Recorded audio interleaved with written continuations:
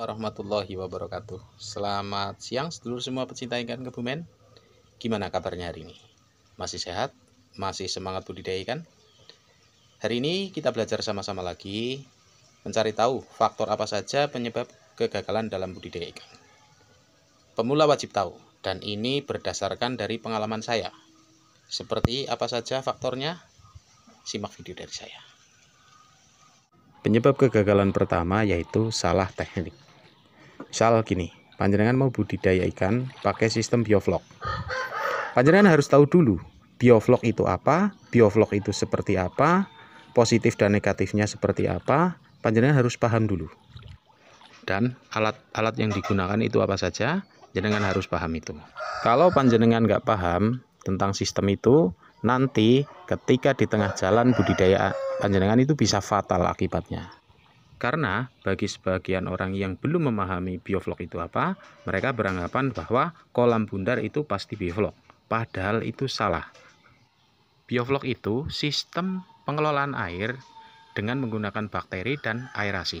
Jadi walaupun kolam kotak pun, kolam segi 8 pun, itu bisa disebut bioflok.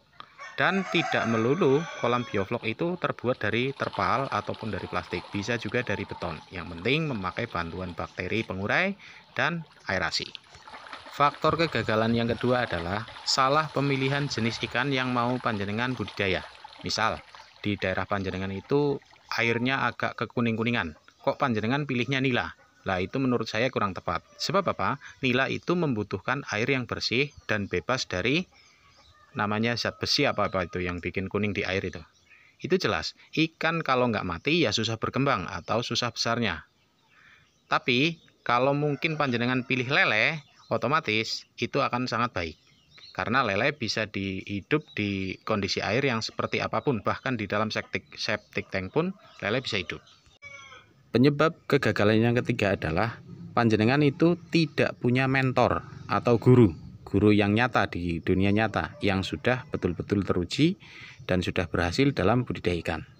Contoh, panjenengan hanya berguru dari YouTube, dari sosial media, itu menurut saya yang mereka sampaikan itu biasanya masih dasar-dasarnya saja, belum ke inti utamanya.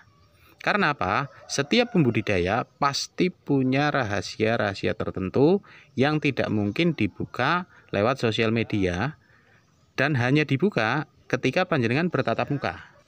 Faktor penyebab kegagalan yang berikutnya adalah tidak punya pasar yang pasti. Jadi misalnya jenengan pelihara ikan lele atau nila atau gurame, ya panennya besar, misal panen 1 ton. Tapi kok panjenengan nggak tahu jualnya mau kemana? Nah terus ikan itu mau diapain? Mau digoreng ya sebanyak itu, mau dijual eceran ya nanti duitnya malah nggak ngumpul. Jadi panjenengan kalau bisa ketika membeli bibit itu pastikan ini besok ikan ini mau dijual kemana. Faktor penyebab kegagalan budidaya ikan yang berikutnya adalah terlalu muluk angan-angan. Jadi misal gini, panjenengan tabur ikan 10.000 ekor dengan target panen 3 ton misalnya. Berarti kan paling enggak sekilo isi 3 dengan menghabiskan pakan hanya sekian. Misalnya hanya 2 ton atau 2 ton setengah. Berarti FCR-nya 1:0,8. Tapi ternyata ketika ditimbang, dipanen, itu hasilnya jauh dari ekspektasi itu. Terus jenengan tidak memperhitungkan rasio kematiannya, ikannya yang hilang dimakan predator ataupun apapun, dan tidak memperhitungkan ikan yang nggak mau besar atau size-nya nggak sama. Nah, itu nanti ketika ekspektasi panjenengan tidak sesuai dengan hasilnya, maka jenengan biasanya akan malas. Orang itu akan malas sendiri. Budidaya ikan itu nggak ada untungnya. Saya juga sudah rugi. Padahal sebetulnya kerugian itu ya berasal dari angan-angan diri kita sendiri. Karena kita terlalu muluk berangan-angan. Itu biasanya faktor yang paling penting, yang paling harus diperhatikan justru yang ini.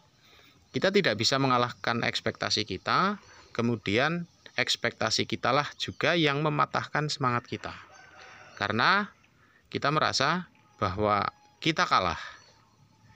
Makanya pesan saya untuk para pembudidaya, untuk para sedulur semua yang semangat, tetap pelihara ikan, dan tidak ada orang yang pintar di dunia perikanan. Semoga bermanfaat. Assalamualaikum warahmatullahi wabarakatuh.